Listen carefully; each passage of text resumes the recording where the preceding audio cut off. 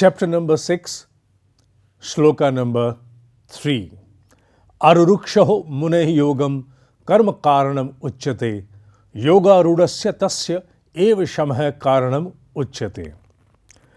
While I was researching upon this particular verse that we are going to undertake in this classroom today, one aspect kept suspending before my insight. As I've also mentioned in my notes, it was as if it was floating all through atop my eyes.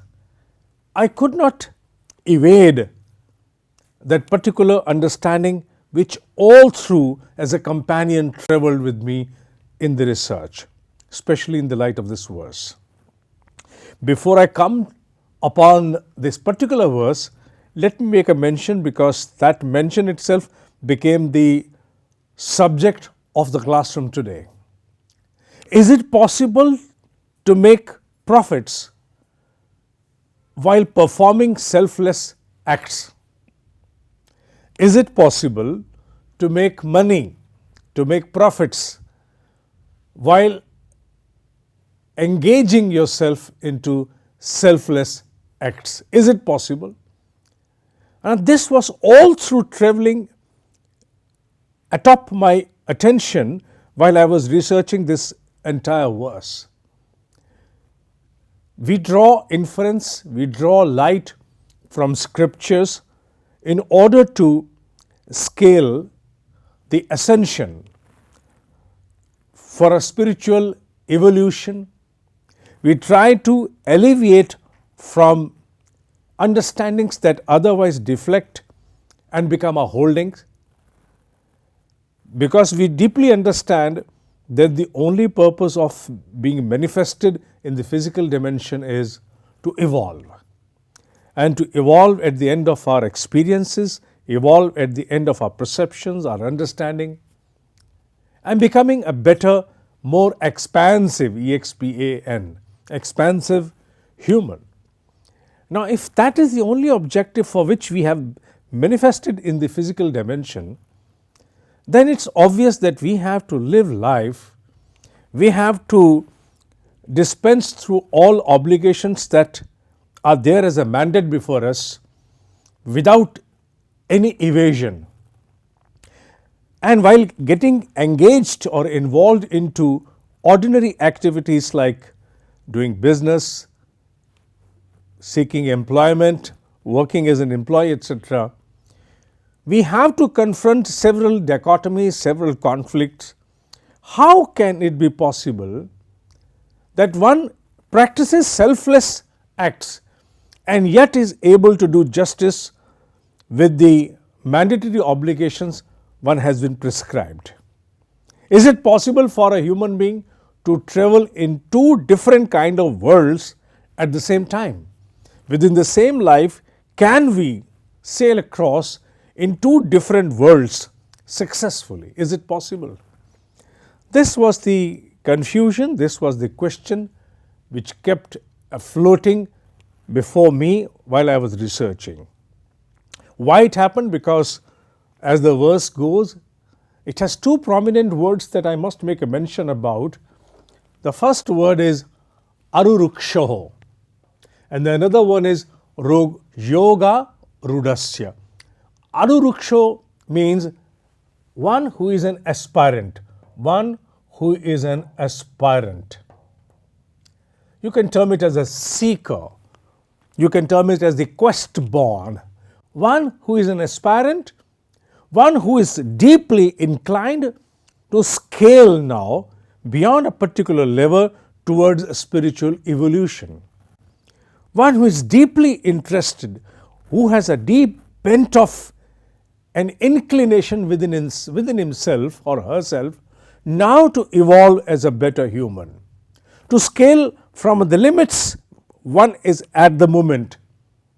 One wants to scale higher, and one particular word that we ascribe to that is an aspirant.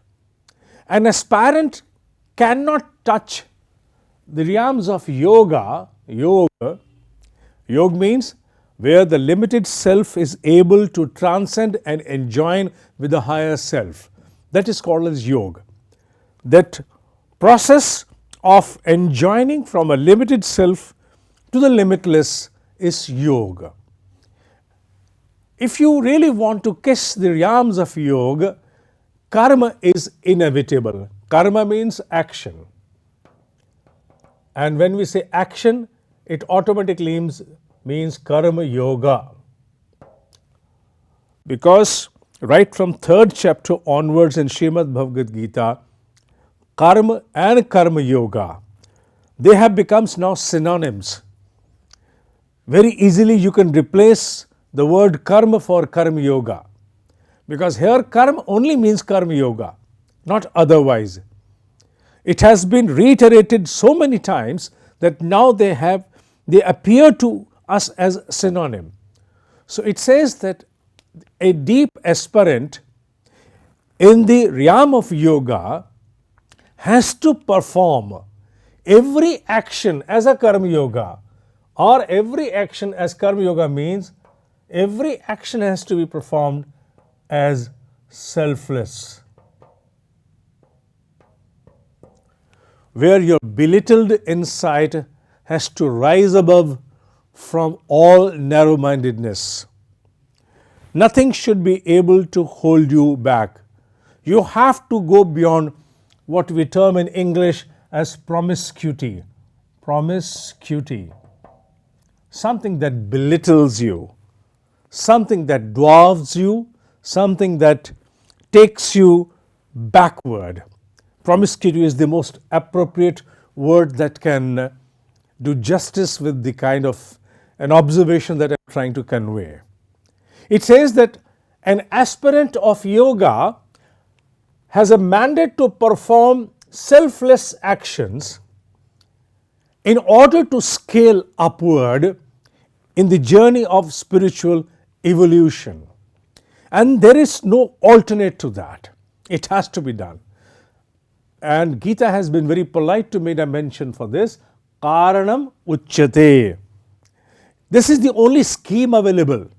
There is no other scheme available for a spiritual aspirant who wants to scale higher in the process of evolution other than to perform acts as selfless and rise beyond. This is the basic premise, the minimum eligibility factor for any seeker to observe all and every acts in life in the form of selfless acts. Now, the moment I say selfless acts, the point I raised right at the outset immediately surfaces.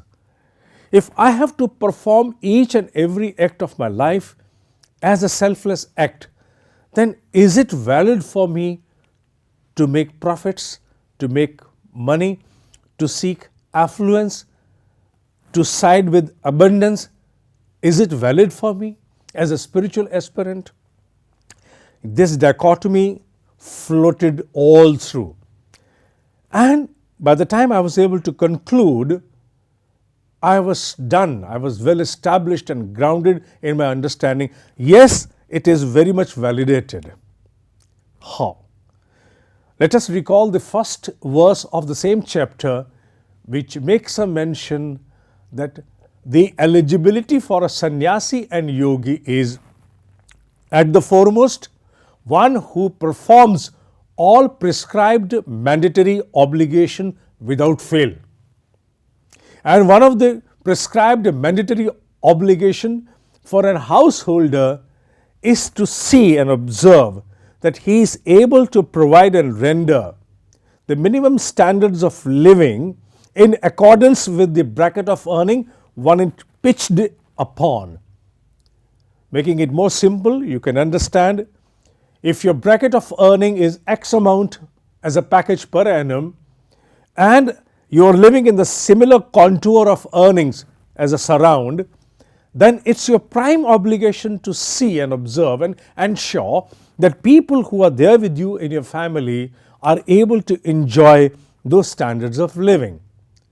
That does not mean that you have to be an extremist to moderate their standard of living to an extent where they suffer, or to go beyond a level where you stretch unwisely. You have to be there where wisely ascertained and widely practiced standards of living are able to enjoy by the people whom you are supporting or who are under your support. Now, in order to ensure that whosoever comes under the prescribed mandatory obligation and its dispensation for you, naturally you have to raise resources for that. Whether in the capacity of a self-employed, in industry, or being employed with someone, it requires resource, that means money. To generate money in order to dispense with your mandatory obligation is thoroughly validated under Karma Yoga. Because if you are not able to generate those adequate resources that ensure the sustenance, the minimum standards of living for them within their own surround, because each one has a different distinct surround. My surround may be different according to my bracket of earning, your surround may be different according to your standards of earning.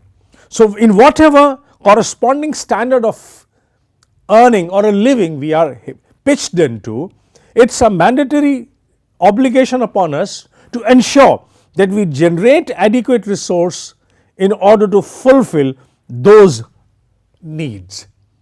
And if it is a mandatory obligation to fulfill those needs, then it automatically falls under Karma Yoga.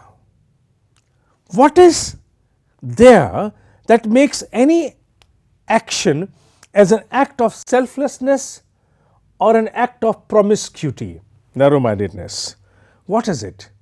It is obviously the kind of emotion that you bear, or in other words, the kind of intention that you bear while performing any act. No act in itself is colored as selfless or colored as an act of promiscuity. It's the emotion that you bear while embarking, while sailing through that particular act. And this is something which we must understand, because one word has a number of reiterations in Gita, and that word is, it's a Sanskrit word, I'm writing in English, it's Nishkam Karma. Nishkam Karma means selfless acts.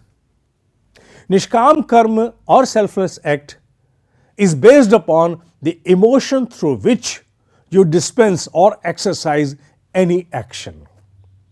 It's not the action in itself that will describe about its nature of being selfless or act of promiscuity. For example, normally we understand the distinction of with profit or without profit.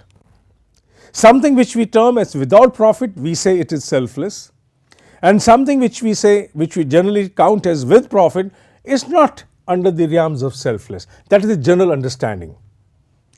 But I somehow repudiate this understanding. I don't concur to this understanding.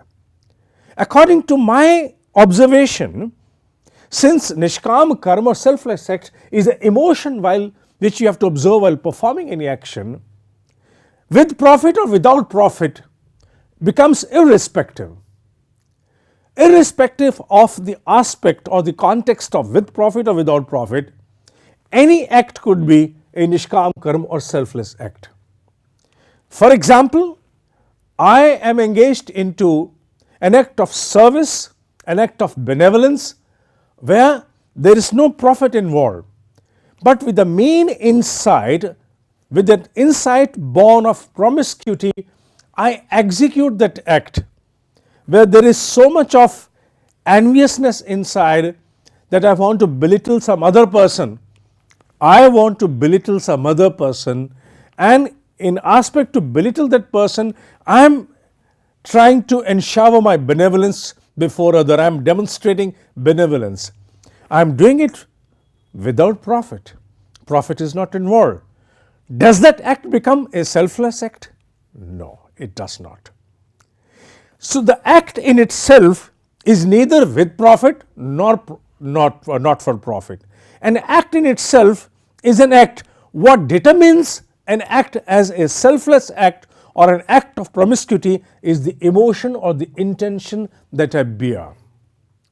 Why am I embarking upon this subject in different manners?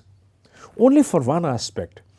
Because the Arjuna of today, of the complexity-ridden life of today, has to engage itself day in, day out in number of dispensations, where slight misconstruction of the verse of Gita can deflect and deviate one from the righteousness.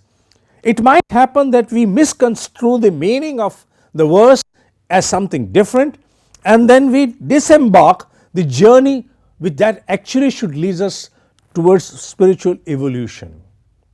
Gita assertively makes a mention, it's very much assertive. It says that in order to scale or spiritually evolve, you don't need another world for that. You don't need another life for that. While being at a place wherever you are positioned, wherever you have been pitched, right, doing the same acts day in, day out, you can scale upward. You can become a claimant as an eligible, you can become a claimant as an eligible for higher evolution in the spiritual dimension. While making profits, while earning money, while creating new business enterprise, you can yet be a yogi. You can yet be a sannyasi, because to act in the capacity of a selfless is about non-indulgence, and not inactive. One has to practice non-indulgence and not inaction, not inactive. That is something we have to deeply understand when we have to distinguish and discriminate between acts of selflessness and acts out of promiscuity. Acts with profit or without profit does not matter. The question is out to bracket and brush aside the aspects of with profit or without profit. This is not the question. The same act which can be with profit could certainly be approved as an act of selflessness. It could withstand as a testimony of selflessness. It could withstand the litmus test of selflessness. And the same act without profit can be easily colored as an act of promiscuity based upon the emotion or intention that we were born of, B-O-R-N-E. B-O-R-N-E. We were born of while executing that act. This aspect was very important for me to initiate upon on a pretext that when we try to understand such aspects, people immediately brush aside the deeper aspect, the esoteric understanding that the master of that unknown times wants to convey. When he says that acts of selflessness, selfless actions can only make you eligible to claim your spiritual ascension. The moment you listen that, outwardly you simply brush aside because you consider yourself a person who is deeply engrossed into activities that make profit. No, you have to really discriminate, distinguish, and be very sagacious to understand that. You need more and more wisdom to be able to draw a line between. See, I can certainly take certain illustrations here to make a mention. Recently, there's a movie which has been released. I have not been able to see the movie, but the character who has inspired the movie, I had an opportunity to witness his interview on the YouTube. The movie is Padman.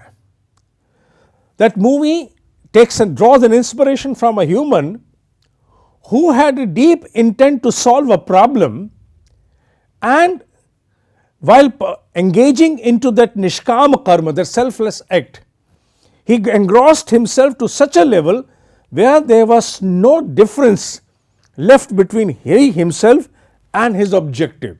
When you and your objective become one, there is no discrimination. It is total, what you call it as, you have blended yourself, you have merged, you submerged your identity into your objective. That kind of oneness was something that Padman experienced, and he became a source to a great enterprise. And this example I have taken because it's a recent movie that has been released, a recent occurrence, but it's not confined to this one person. If you try to sight around yourself, you'll find so many people who arose above that minuscule understanding of creating an enterprise just to make profits, and creating an enterprise to serve an objective, and their own individuality submerged into the objective to such an extent that nothing short of excellence was born. And this is a fundamental principle under the spiritual realms as we understand. When you and your objective become one, that oneness, when it comes into form, immediately excellence unravels. The voice, the cosmic intelligence then opens up, unleashes through you. I was watching an interview by a Paramveer Chakra Vijeta, Yogendra Singh Yadav, the Kargil warrior, who out of his great courage was able to demonstrate the highest level of service that one can give to the nation. And he makes a mention that there was a point when me and my objective, they submerged into each to such an extent that there was nothing left, but only one single echo. There was only one single echo that was the leftover, and it was that I must be able to reach my team who is yet to make an attack and inform them that the enemy soldiers are already alert. And that objective, he said, was so firm within me that at that moment of time there was nothing else that could ever surface in my mind. He was experiencing that oneness. When he was experiencing that oneness, there is something which was paranormal that has been expressed by that great warrior, which I would certainly like to make a mention. He says that while going down, while trying to creep downwards because he was hurt, badly hurt, was wounded, he had shots in his body, and one of the shrapnels of the grenade had already disengaged one of his arm to an extent. And while he was moving downwards towards his people, towards his teams, he lost the entire direction. He was not able to make out whether I am inching towards the enemy territory or whether I am moving towards our own territory. At that point of time, when he was under sheer confusion but was living and experiencing through that oneness of his identity and his objective, he heard a voice from nowhere. He was not able to make out what was the source of that voice, but that voice was very firm and loud, and it conveyed him, go down the drain, that's your territory, just keep moving. I am just making a mention in the English language about what he has shared. Niche naale ki taraf utar jao. Keep going down, descend downwards towards the drain, which was rather a navigational input, a divine navigational input to him, directing him to move downwards. He has not been able to even decipher today what was the source of that voice, but it was there. And according to his own experience, because he has himself experienced that highest state of selfness within himself, that highest state of emotion within himself. And according to him, when the submersion of an identity, of an entity, of an individuality into the objective comes to the point of oneness, That is the moment when you open the doors for the cosmic infinity to come and express through you. And in such a move, with profit or without profit, is not the aspect to rule, but the aspect that must rule is what was the emotion and intention while you were engaged into the exercise of that act. Which clearly means that whenever you have to understand that your acts are selfless or acts of promiscuity, do not try to adjudicate with the scale of with profit or without profit. Don't do that. Because the adjudication cannot be done. You cannot be judicious enough to discriminate on the grounds of with profit or without profit. You have to adjudicate on the basis of the emotion and intention that you were born with at the moment of exercise when you were undergoing the execution or the exercise of that action. If you were non-indulgent, if there was non-indulgence and there was oneness between you and objective, not the outcome, you and objective, that was something karma yoga, that was selfless. And if we are able to understand this distinguishing, discriminating line, and we rise above with profit, without profit, and try to make each and every act as an act of selflessness, where the self, the limited self does not exist, where the limited self is submerged into a larger objective, that is the selfless act. Where the self has merged, it has undergone dissolution, it has been totally dissolved into the objective. It's like milk and water becoming one. If the milk is the self and the water is the larger objective, let them be mixed. The moment they undergo dissolution, the selfless act or the nishkama karma or the karma yoga is born. And the moment nishkama karma or karma yoga is born, you gather eligibility to scale higher into the dimension of spiritualism or self-evolution or inner growth. This is the meaning of the first verse. I took it deliberately because I wanted to solve this problem which becomes a conflict between the most that we are engaged into acts of profits. How can we ever perform selfless acts? Having set aside now this aspect, the second line upon which I am just going to make a small peripheral mention, but I would not be going more into it because the verse number 4 shall do more justice to that. It says, Yoga Rudasya. Aruruksho is the first word. Both these words are very important words, not only on the ground that the entire line starts with them, but also because they rule the entire line. Aruruksha means an aspirant, and Yoga Rudasya means one who has attuned with yoga. The first word was about an aspirant who is aspiring. The second is about the one who has now attuned with yoga. When we tune FM radio, it takes a while to come on the exact 98 point something or 10 something, etc., etc.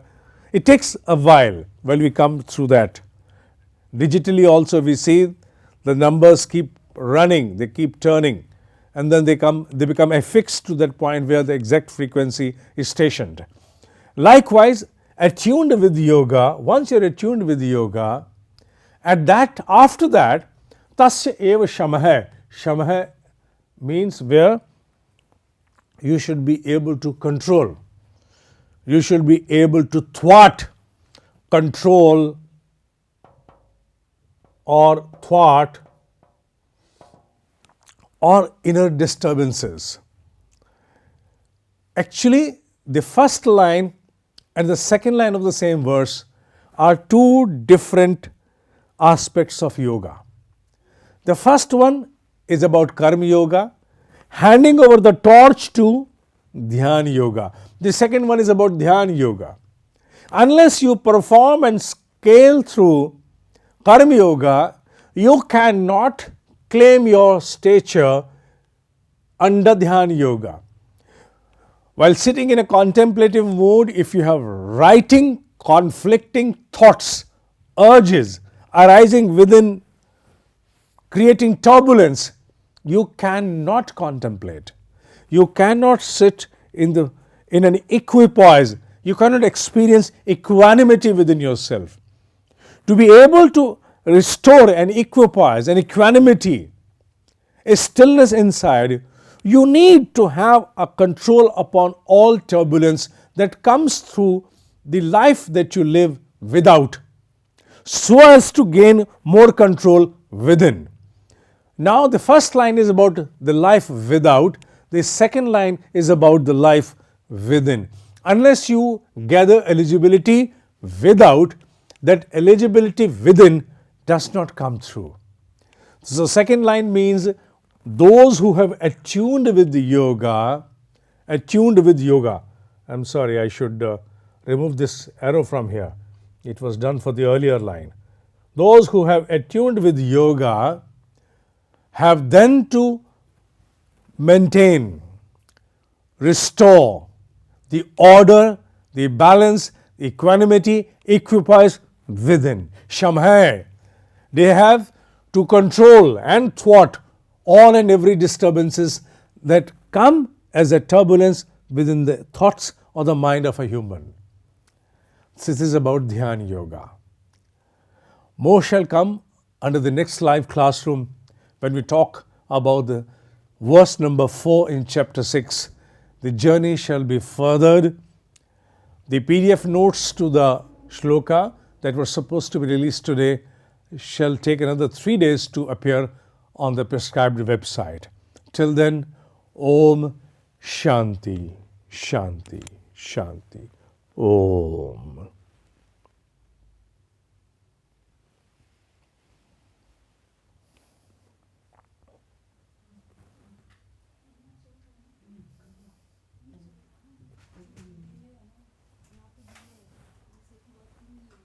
बंद करो ना इसको.